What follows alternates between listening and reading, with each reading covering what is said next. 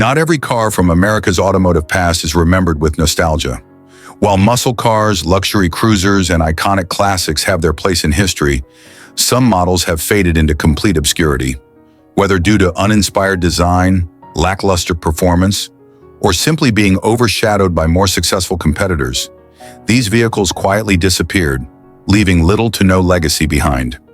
Here are 10 American cars that have been all but erased from history. Dear viewer, don't forget to subscribe to the channel. Thanks for your support. Number 10. The 1957 Mercury Turnpike Cruiser was an ambitious and futuristic full-size car designed to showcase cutting-edge styling and advanced features. It was Mercury's attempt to stand out in the competitive late 1950s market, an era known for chrome-laden, space-age automobiles.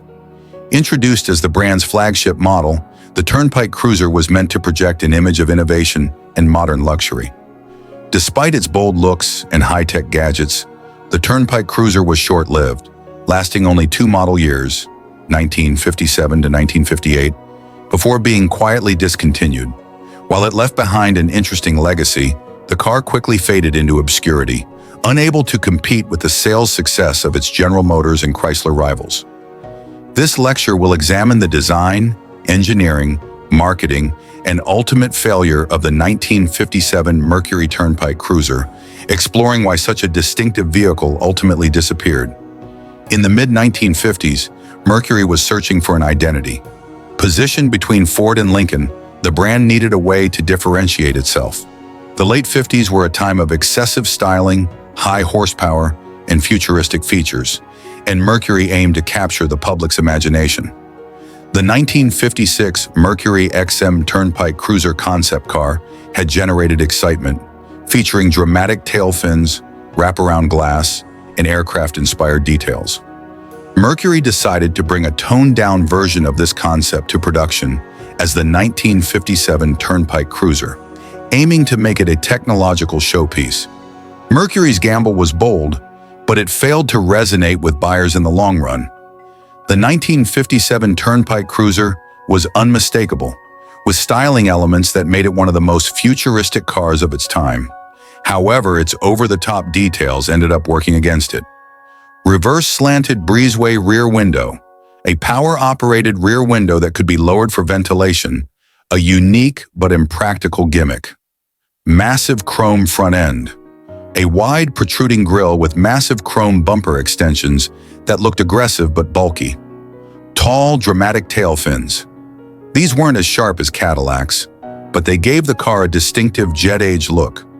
Dual roof-mounted air intakes, inspired by jet aircraft, but functionally useless, as they didn't improve aerodynamics or cooling. Wraparound windshield with flipper, sun visors.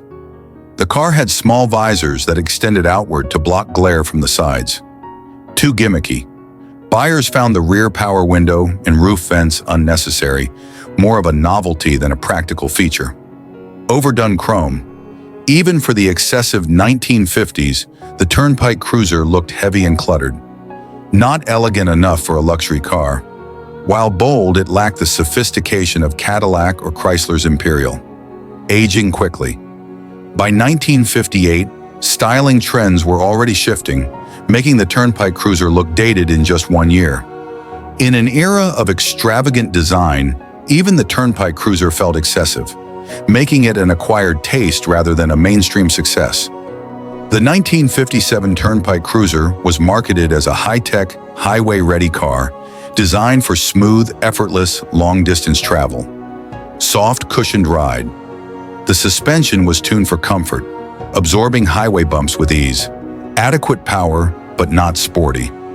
Despite the large V8, it wasn't as fast as performance-oriented competitors like the Chrysler 300, heavy and unwieldy.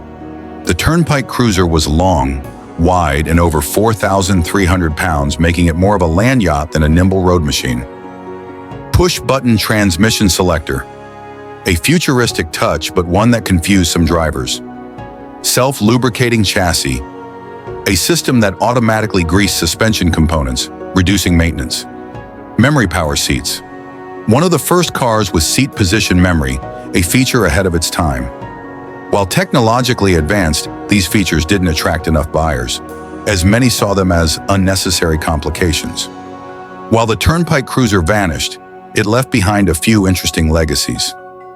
The breezeway rear window reappeared in 1963 to 1968 Mercury models. The concept of gadgets and high-tech features in luxury cars was a precursor to today's technology-packed vehicles. The 1957 model is more collectible than the 1958 due to its first-year uniqueness. Not as valuable as a 57 Chevy or 57 Cadillac, but a restored Turnpike Cruiser can fetch $30,000 to $50,000 today. The 1957 Mercury Turnpike Cruiser was a bold, flashy, and gadget-laden car that ultimately failed in the marketplace. It was a case of style over substance, with futuristic design elements that didn't resonate with buyers. While it showcased Mercury's ambition to innovate, it also proved that overcomplicated, gimmicky features don't always lead to success. Today, the Turnpike Cruiser stands as a fascinating relic of 1950s excess, a car that tried to be ahead of its time, but ended up being quickly forgotten. Car sparkle. Number 9. The 1961 Plymouth Savoy was a full-size car positioned as a basic, no-frills model in Plymouth's lineup. It was designed for buyers who wanted a full-size car but didn't need the flash of the Belvedere or Fury. However, this cost-conscious approach left the Savoy with little to distinguish itself, making it forgettable and overshadowed by its more stylish stablemates. Despite being mechanically sound and offering V8 power, the Savoy suffered from divisive styling, an uninspiring personality, and poor sales, ultimately making it one of the most overlooked Plymouths of the early 1960s.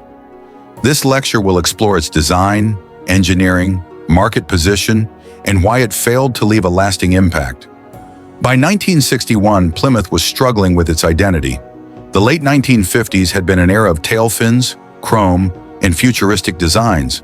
But by the early 1960s, styling trends were shifting toward cleaner, more restrained looks. However, Plymouth's design department, led by Virgil Exner, was still clinging to dramatic styling cues, which put the brand at odds with changing consumer preferences. The Savoy was part of a full-size Plymouth lineup that also included Belvedere, mid-range model, better styling, Fury, flagship model, performance and luxury. Unfortunately, the 1961 Savoy's styling was polarizing, and since it lacked the power of the Fury or the affordability of a compact car, it failed to excite buyers. The 1961 Plymouth Savoy featured some of the strangest and most controversial styling in Plymouth's history. It was heavily influenced by Virgil Exner's forward-look design philosophy, but by 1961, this style was beginning to look outdated and excessive. Strange front-end styling. The Savoy's grille and headlights were awkwardly integrated into a sloping front fascia that looked unfinished and unattractive. Exaggerated rear fender lines. The car had odd, half-hearted tail fins that looked like remnants of the 1950s rather than a cohesive part of the design. Odd proportions. The 1961 Savoy looked bulky and unbalanced, with styling that seemed rushed rather than refined. Minimal chrome and trim. Unlike the Fury, which had bright work and styling elements to give it presence, the Savoy was plain and unadorned. It was too radical for 1961. Consumers were moving towards sleeker, more elegant designs, making the Savoy look outdated even when new. It lacked prestige. The Savoy looked cheaper and duller compared to the Belvedere and Fury. It wasn't as attractive as its competitors. The Chevrolet Biscayne and Ford Galaxy had cleaner, more balanced designs, making the Savoy look awkward and undesirable. By 1962, Plymouth realized its mistake and dramatically changed its styling, making the 1961 models a one-year oddity that quickly faded from memory. While the 1961 Plymouth Savoy suffered from poor styling, its mechanical components were reliable and well-engineered. Plymouth was known for producing durable cars with strong engines, and the Savoy was no exception. Slant 6, 225 cubic inches, 145 horsepower. The base engine, known for durability but underpowered for a full-size car, 318 V8 230 horsepower. A solid option, but lacked the excitement of larger displacement rivals, 361 V8 305 horsepower. Offered more performance but wasn't enough to turn the Savoy into a desirable car. 383 V8 330 horsepower, the most powerful engine available, giving the Savoy decent speed, but few buyers opted for it. Soft ride but not luxurious. The suspension soaked up bumps, but it wasn't as refined as higher-end models. Adequate handling. The car wasn't as floaty as some 1950s models, but still felt large and uninspired on the road. Mediocre acceleration. The base six-cylinder engine made the Savoy feel sluggish, while the V8s provided better power, but not enough to make it truly exciting. Push-button automatic transmission, a futuristic feature that made gear selection easy. Lightweight unibody construction. Unlike GM's full-size cars, which had body-on-frame construction, Plymouth used a unibody structure, making the Savoy lighter and more fuel-efficient. Despite solid engineering, the Savoy was overshadowed by more stylish and powerful competitors, making it a forgettable entry in Plymouth's history. The 1961 Plymouth Savoy was a car that failed to excite, inspire, or even remain memorable. Its awkward styling, lack of identity, and competition from better-designed rivals sealed its fate. Today it remains one of Plymouth's most overlooked models, a footnote in the brand's history rather than a celebrated classic. If anything, the Savoy serves as a cautionary tale of what happens when a car lacks personality, direction, and appeal, making it one of the most forgettable full-size cars of the 1960s. Car exhaust. Number 8. The 1954 Hudson Jet was an ambitious attempt by the Hudson Motor Car Company to enter the compact car market. Designed to compete with the successful Nash Rambler, the Jet was meant to offer a smaller, more affordable alternative to Hudson's larger models. However, despite its promising concept, the Jet turned out to be a financial disaster, contributing to Hudson's eventual merger with Nash Kelvinator in 1954 to form American Motors Corporation, AMC. This lecture will explore the design, engineering, market failure, and legacy of the 1954 Hudson Jet, explaining why it ultimately failed to gain traction in the growing compact car segment. By the early 1950s, Hudson was struggling.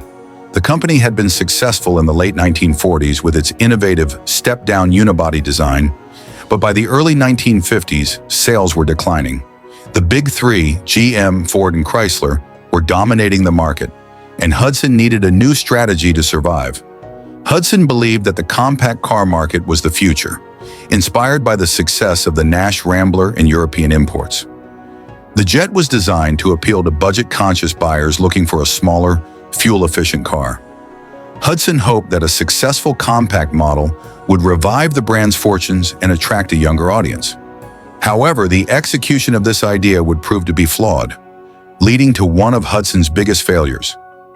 The 1954 Hudson Jet was designed to be smaller and more affordable, but its styling was one of its biggest downfalls. Awkward, boxy proportions. Unlike the sleek step-down Hudsons, the Jet had a plain, upright design that lacked personality. Bland front grille. The front-end design looked generic, failing to stand out from competitors. Dull side profile. Unlike the stylish Nash Rambler, which had attractive proportions, the Jet appeared short and stubby, minimal chrome trim. While other compact cars used chrome to add style, the Jet had a budget-conscious, stripped-down appearance. The Jet looked too much like a shrunken full-size car rather than an innovative compact. Buyers were not impressed with its uninspired and dated appearance. In contrast, the Nash Rambler had a more distinctive and modern look, making it far more appealing. Overall, the Hudson Jet lacked the visual appeal necessary to stand out in a competitive market. While the 1954 Hudson Jet was underwhelming in design, it did offer decent performance for its class, 202 cubic inch 3.3 liter. L head inline 6.04, horsepower base 114 horsepower, twin H-power version. Single or twin carburetor setup. The twin H-power version gave the Jet better acceleration than some competitors. Lightweight construction helped it achieve decent fuel economy. Handling was responsive thanks to its shorter wheelbase and tighter turning radius. The Jet's suspension was firm but not uncomfortable, making it acceptable for city driving. Lacked the big car feel of larger Hudsons, which disappointed loyal customers. While the Jet was not a bad car to drive, it was not exceptional either, failing to impress enough buyers to make a difference. The failure of the Jet played a major role in Hudson's downfall. By 1954, Hudson was losing money rapidly, with Jet sales falling far short of expectations. The company was forced to merge with Nash Kelvinator in 1954, forming American Motors Corporation, AMC. The Jet was discontinued after 1954, and the Hudson brand itself ceased to exist after 1957. In the end, the Jet was an expensive misstep that helped bring down one of America's oldest automakers. While largely forgotten today, the 1954 Hudson Jet is a curiosity among classic car enthusiasts, one of the last independent Hudson models before the AMC merger. A failed attempt at compact car innovation that showed how difficult it was to compete with the Big Three. A rare collector's item today due to low production numbers, not particularly valuable as it lacks the cult following of other Hudsons. Prices range from $5,000 for a rough example to $20,000 for a well-restored model. Unlike the legendary Hudson Hornet, the Jet remains an obscure chapter in automotive history. The 1954 Hudson Jet was a well-intentioned but flawed compact car that failed to find an audience. Its uninspired design, high price, and tough competition led to poor sales and financial disaster for Hudson. Ultimately, the Jet was one of the last nails in Hudson's coffin, leading to the merger with Nash and the eventual formation of AMC. Number 7. The 1968 AMC Rebel SST was American Motors Corporation's AMC attempt to break into the muscle car market with a mid-size offering that blended power, style, and affordability. While the Rebel SST had the ingredients of a competitive muscle car, it failed to gain the fame of the AMX or Javelin, AMC's more performance-focused models. Although the Rebel SST featured V8 power, bold styling, and respectable performance, it lacked the cultural impact and marketing push of its rivals, making it one of the more forgotten muscle cars of the late 1960s. This lecture will examine the history, design, engineering, performance, and ultimate legacy of the 1968 AMC Rebel SST. By the late 1960s, muscle cars were dominating the American auto industry. The success of the Pontiac GTO, 1964, Ford Mustang, 1964 and a half, and Chevrolet Chevelle SS, 1965, had proven that mid-size cars with big engines were the formula for success. AMC, a smaller company known for its economy cars, wasn't going to sit on the sidelines. They introduced several sporty models. AMX, 1968, a two-seat performance car with a short wheelbase and big V8s. Javelin, 1968, a stylish pony car designed to compete with the Mustang and Camaro. Rebel SST, 1967 to 1970, a larger mid-size offering that aimed to take on cars like the Chevelle SS, GTO, and Roadrunner. The Rebel SST was positioned as AMC's alternative to the muscle car movement, but it never gained the cult status or marketing push of the AMX or Javelin. The 1968 Rebel SST featured an updated design that made it look more muscular and aggressive than its predecessor. It was part of the second-generation Rebel, 1967 to 1970, which had moved away from the rounded, plain styling of earlier AMC models. Clean, angular lines. The 1968 model adopted a sharp, squared-off look that gave it a more aggressive presence. Hidden headlights, optional, a rare feature that gave the front end a sleek, modern appearance. Bold front grille. Unlike previous AMC designs, the Rebel's front grille looked wide and aggressive, similar to GM muscle cars. Fastback roofline. The SST hardtop featured a sportier, semi-fastback profile that gave it a more dynamic appearance. Optional stripes and hood scoops. Buyers could opt for sporty stripes, but the lack of standard performance styling made it less visually striking than competitors. Not aggressive enough, Compared to the bold styling of the Dodge Charger RT or Chevelle SS, the Rebel SST looked too tame. AMC's reputation. AMC was still seen as a company that built economy cars, not muscle machines. No signature look. While Mopar had the Coke bottle design and GM had hidden headlights and sculpted fenders, the Rebel SST lacked a defining design element to make it iconic. Despite these issues, the Rebel SST was still a handsome, well-proportioned car. It just lacked the immediate visual appeal of its competitors. While the Rebel SST may not have looked as wild as some of its rivals, it had the power to compete. AMC offered a variety of engines, allowing customers to choose between economy and performance. 232 CID inline-six, 145 horsepower. The base engine, which had no business in a muscle car.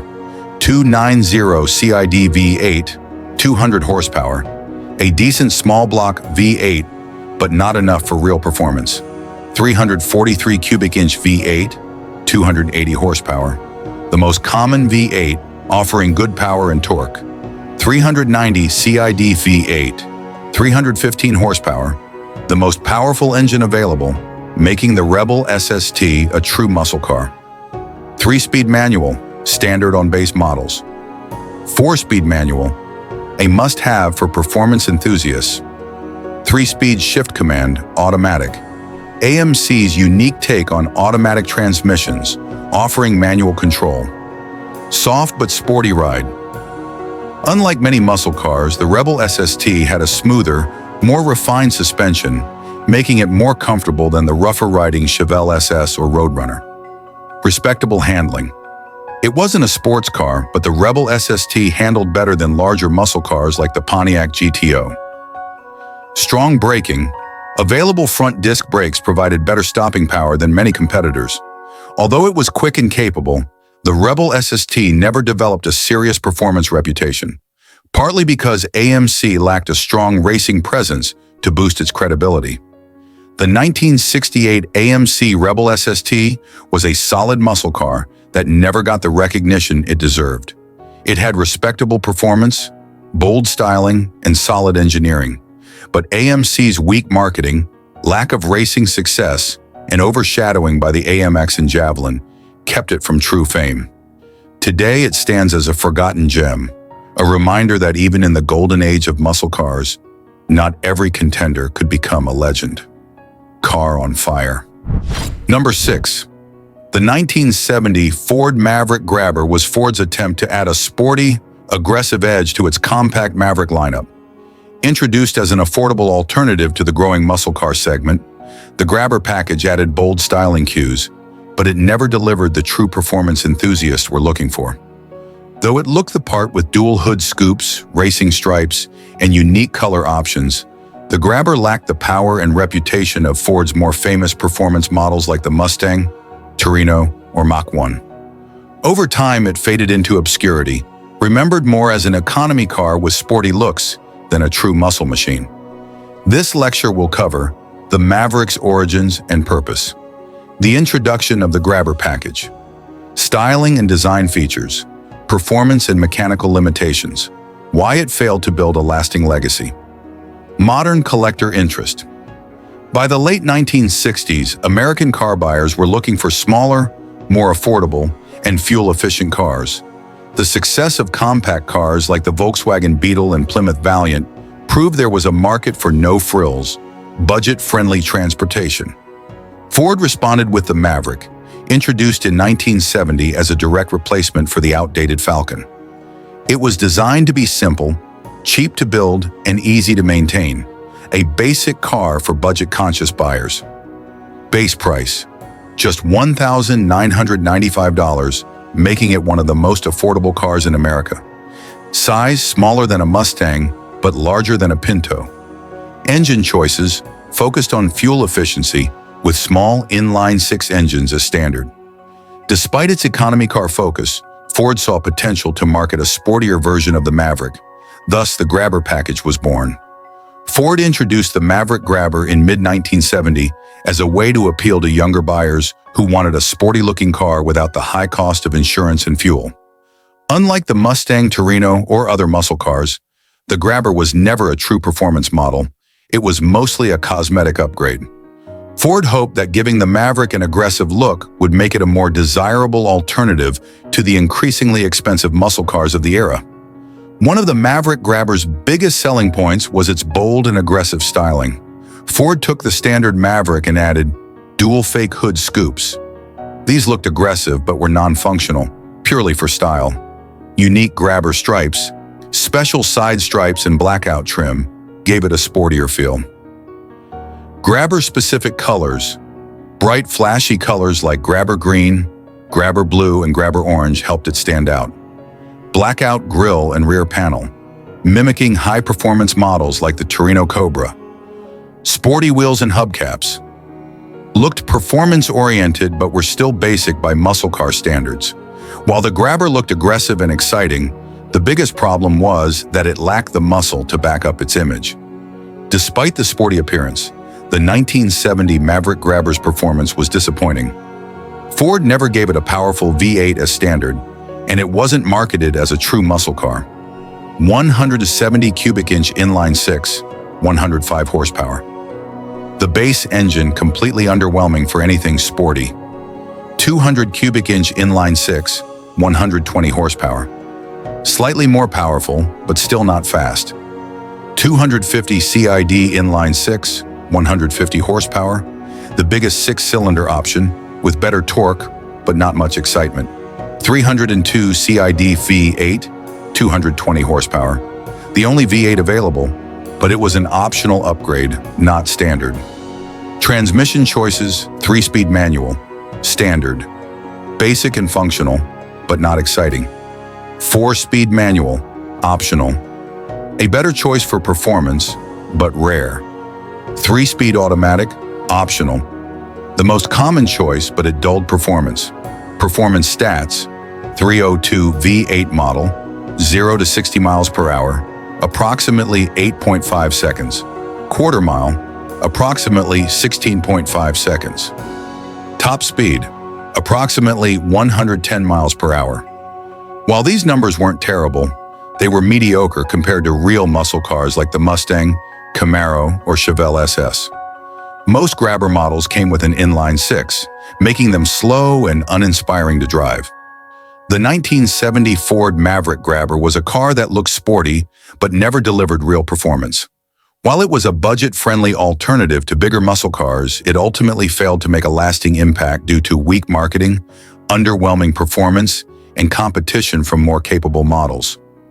Today, it remains a quirky, overlooked classic, appreciated by a niche group of enthusiasts, but largely forgotten by the broader muscle car community. It serves as a reminder that good looks alone aren't enough to build a legend. You need the horsepower to match. Car on fire. Number 5. The 1975 Pontiac Astra was introduced as Pontiac's version of the Chevrolet Vega, a compact car that had already developed a terrible reputation due to its unreliable aluminum engine, rust-prone body, and poor build quality. While Pontiac attempted to make the Astra a more refined alternative, it inherited nearly all of the Vega's flaws, making it a failure almost from the start.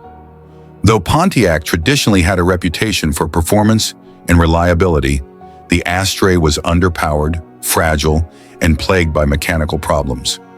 It never had a chance to establish itself as a serious competitor to compact imports like the Toyota Corolla, Datsun 710, or Volkswagen Rabbit, which were already dominating the economy car market with superior reliability. The origins of the Astra and its connection to the Vega. Design and features. A Pontiac face on a flawed car. Mechanical issues and performance drawbacks. Why the Astra failed in the marketplace. How it is remembered today. The Pontiac Astra was not an original design, but rather a rebranded version of the Chevrolet Vega, which had been introduced in 1971 as General Motors' attempt to take on the rising wave of Japanese and European compact cars. However, the Vega quickly became one of GM's most embarrassing failures due to an unreliable aluminum block engine that warped easily, extensive rust issues due to poor metal quality, overheating problems that led to premature engine failure, weak overall build quality making it feel cheap and disposable. Despite this, Pontiac was forced to introduce its own version, the Astra, in Canada in 1973 and in the United States by 1975, as part of GM's push to compete in the growing compact segment. Pontiac tried to distance itself from the Vega's terrible reputation, but the two cars were nearly identical under the skin. This meant that all of the Vega's mechanical failures would soon become the Astra's problems as well. The 1975 Pontiac Astra attempted to distinguish itself from the Vega with a new front-end design with Pontiac's signature split grille, slightly upgraded interior trim to feel more upscale than the Vega, a performance-oriented GT model with sportier graphics and minor handling tweaks. However, aside from these small changes, the Astra was still a Vega underneath, sharing the same basic body shell and dimensions. The notoriously bad aluminum inline-4 engine, the same suspension and chassis, which was prone to poor handling and ride quality. Pontiac tried to market the Astra as a sportier, more refined compact, but buyers quickly realized that it suffered from the exact same problems as the Vega. The infamous 2.3-liter aluminum engine. The biggest problem with the Astra was its engine, a 2.3-liter aluminum inline-4 that was one of the worst engines General Motors ever built. Overheating issues.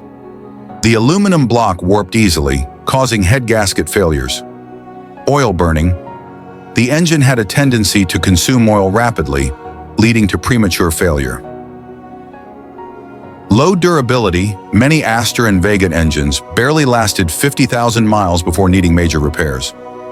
Pontiac tried to improve reliability by offering a Pontiac-built 2.5-liter Iron Duke engine in 1977. But by that point, the Astra's reputation was already ruined. The suspension was crude, leading to a rough, bouncy ride. Steering felt vague and unresponsive, making the Astra feel cheap to drive. Braking performance was poor, especially with the base model's drum brakes. Despite its sporty looks, the Astra was slow and uninspiring to drive. 0.85 horsepower, later downgraded to 78 horsepower due to emissions regulations. Over 13 seconds, making it slower than most competitors. 0.19 plus seconds, far from sporty. Compared to the Toyota Corolla and Datsun 710, which were quicker, more fuel-efficient, and much more reliable, the Astra had no competitive advantage. The 1975 Pontiac Astra was doomed from the start, as it was little more than a rebadged Chevrolet Vega, a car already infamous for its mechanical failures, rust issues, and lackluster performance. Despite Pontiac's efforts to make it seem like a more refined, sportier compact, the Astra could not escape the Vega's shadow. Buyers saw through the marketing, and with superior Japanese competitors dominating the market, the Astra quickly faded into obscurity. Today, it remains a forgotten failure, a reminder of GM's struggles to build a reliable compact car in the 1970s. Number 4. The 1980 Chevrolet Monza Mirage was a rare, short-lived attempt to inject excitement into Chevrolet's Monza lineup, a car that was itself a derivative of the ill-fated Chevrolet Vega. Introduced as a special edition in 1977, the Monza Mirage was Chevrolet's answer to the growing popularity of factory performance packages like the Pontiac Trans Am and Ford Mustang Cobra II. Give the Monza a racing-inspired appearance without making any major mechanical upgrades. This meant flashy paint, aggressive bodywork, and sporty decals. But underneath, it was still just a standard Monza, with the same underwhelming performance and engineering issues that plagued its siblings. The Monza Mirage disappeared almost as quickly as it arrived, and by 1980, the Mirage trim was already gone, with the Monza itself following in 1981. Today, it's an obscure footnote in Chevrolet history, remembered more for its flashy looks than for any true performance credibility. The origins of the Chevrolet Monza and its Vega connection. What made the Monza Mirage different from a regular Monza? Performance and mechanical shortcomings. Why the Monza Mirage failed. Its legacy and place in automotive history. The Chevrolet Monza was introduced in 1975 as a sportier, more stylish alternative to the Vega, Chevrolet's struggling subcompact car. It was built on GM's H-body platform, which meant it shared its basic engineering with the Vega, a car already known for its unreliable aluminum engine, rust-prone body, and poor build quality. While the Monza had sleeker styling and a more upscale interior than the Vega, it inherited many of the same problems, including a cramped, poorly designed interior, a rough and noisy ride, questionable durability, especially in early models, a lack of real performance despite sporty marketing. By the late 1970s, Chevrolet was trying to keep the Monza relevant by adding performance-oriented trim levels, including the Monza Spider and the Monza Mirage, both of which were largely cosmetic upgrades rather than true performance models. The Monza Mirage was introduced in 1977 as a special appearance package, meant to evoke the look of a road racing car without making any substantial performance upgrades. It was not an official Chevrolet factory model. Instead, Chevrolet partnered with Michigan Automakers to produce the Mirage package as a dealer-installed option. Wide-body fender flares. These gave the Mirage an aggressive, race-inspired stance. Front and rear spoilers, designed to enhance the sporty appearance, though they provided little real aerodynamic benefit. Red, white, and blue racing stripes. A bold, patriotic color scheme reminiscent of Trans Am racing cars. Mirage decals, custom badging to distinguish it from a standard Monza. However, aside from its flashy looks, the Monza Mirage was nearly identical mechanically to the standard Monza. While buyers could order it with a V8 engine, most came equipped with weak, emissions-strangled 4- and 6-cylinder engines, making it far less exciting than it appeared. Despite its racing-inspired styling, the Monza Mirage was not a performance car. The Mirage could be equipped with 2.3-liter inline, 110 horsepower, 1977 only. A leftover from the Vega, known for reliability issues, 3.2-liter, V690 horsepower, slow and uninspiring 3.8-liter, V6 105 horsepower, a slight improvement but still underwhelming, 0.50-liter V8 145 horsepower, the most powerful option but heavily restricted by emissions controls. Even with the V8, the Monza Mirage was slow, 0 to 60 miles per hour in over 10 seconds, not competitive with true performance cars. Quarter-mile times in the 18-second range, meaning it was just barely quicker than an economy car. The Monza's suspension was basic and not well suited for sporty driving. Heavy front-end weight from the V8 made handling worse. Brakes were weak, leading to long stopping distances.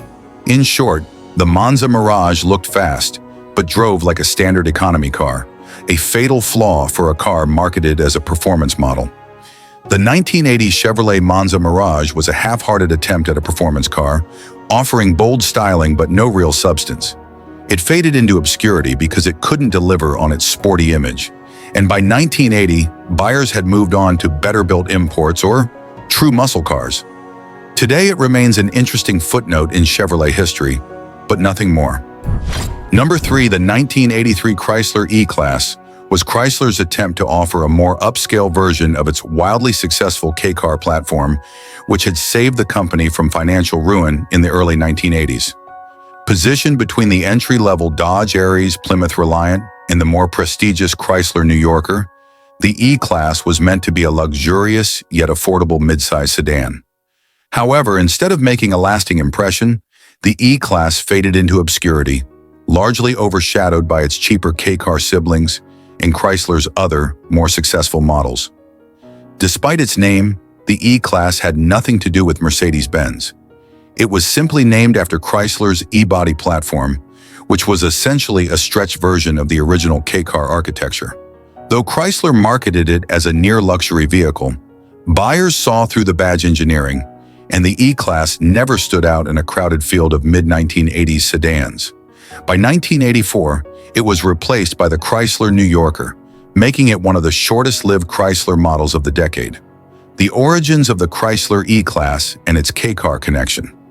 What made the E-Class different, or not, from the Aries and Reliant, performance and mechanical shortcomings?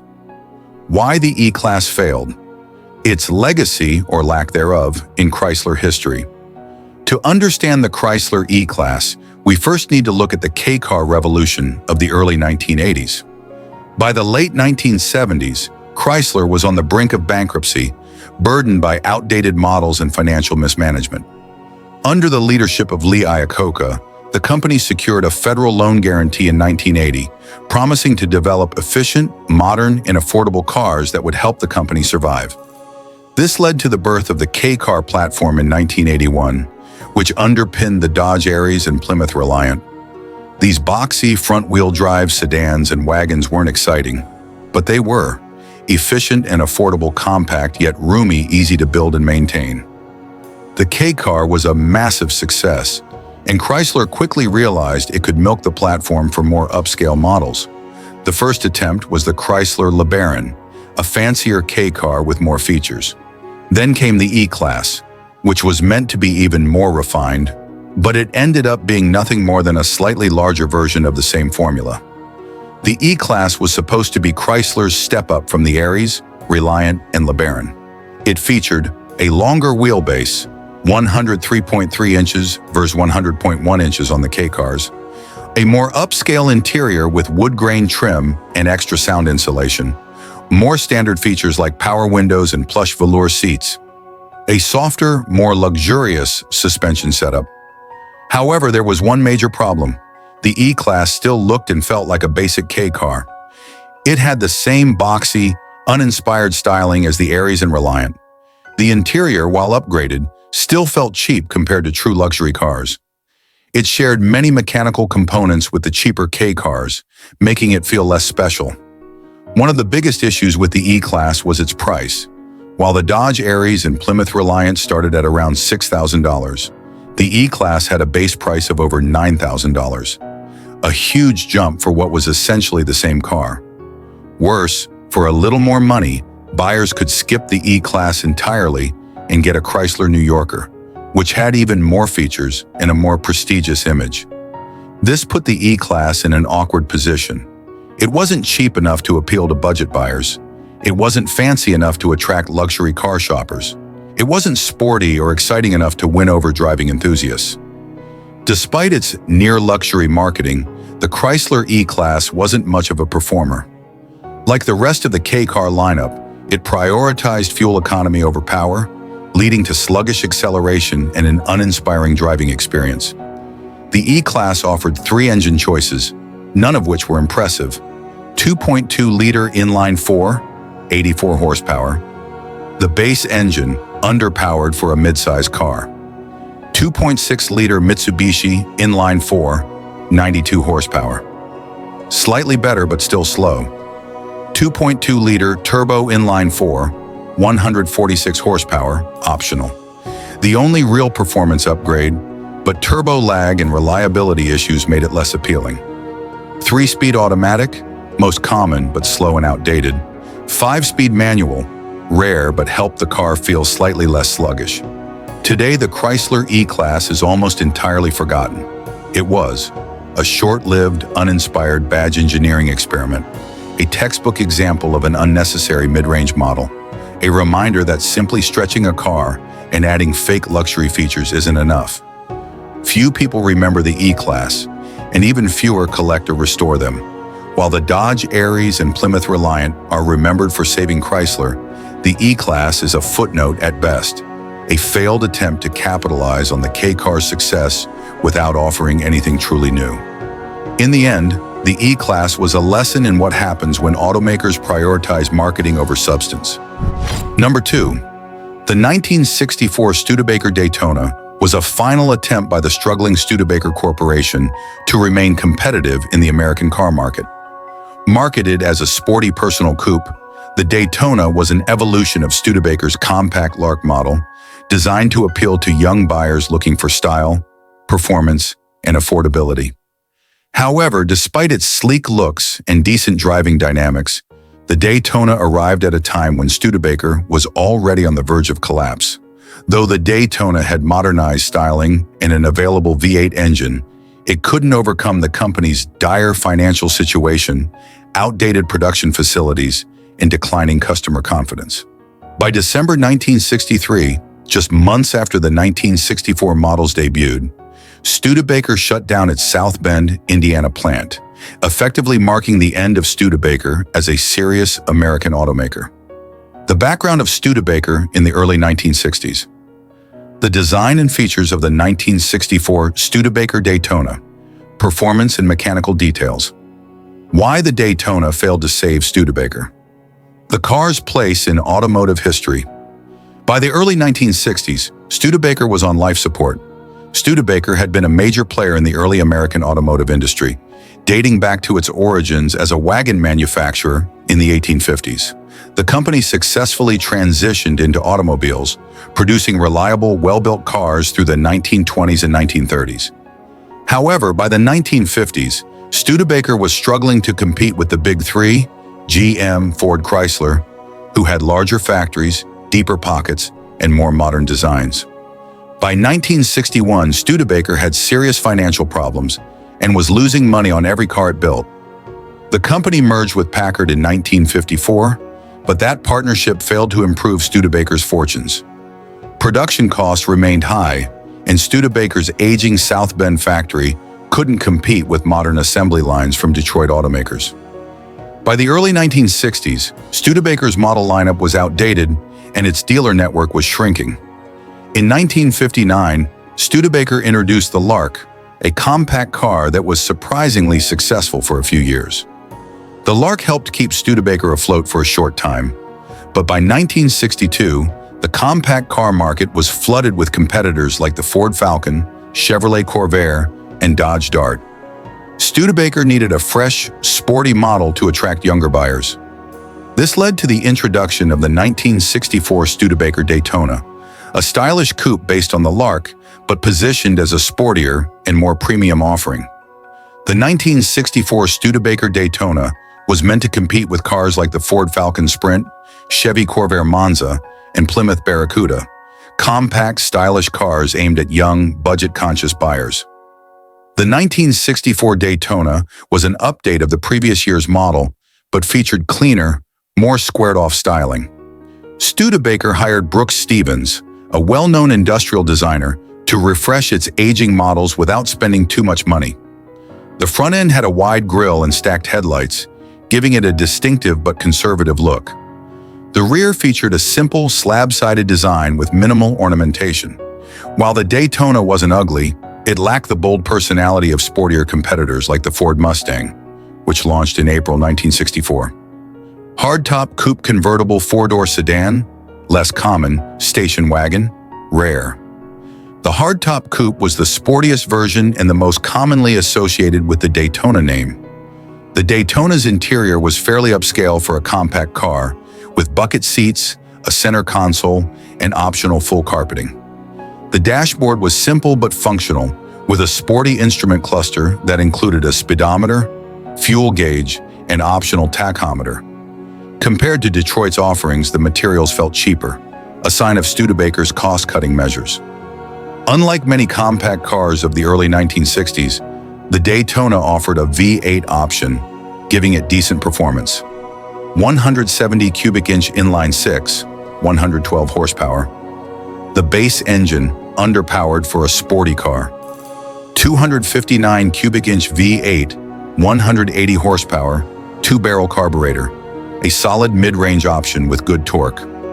289 cubic inch V8, 225 horsepower, four-barrel carburetor. The most powerful engine, offering respectable acceleration option. Four-speed manual, available with V8 models. Flight-O-Matic, three-speed automatic, for those who wanted a more relaxed driving experience. The 1982 Dodge Rampage was Chrysler's attempt at creating a compact, car-based pickup truck, a concept that had seen some success with vehicles like the Chevrolet El Camino and Ford Ranchero. Unlike those classic car-truck hybrids, the Rampage was based on a front-wheel drive economy car, making it a unique offering in an era when small pickups were gaining popularity.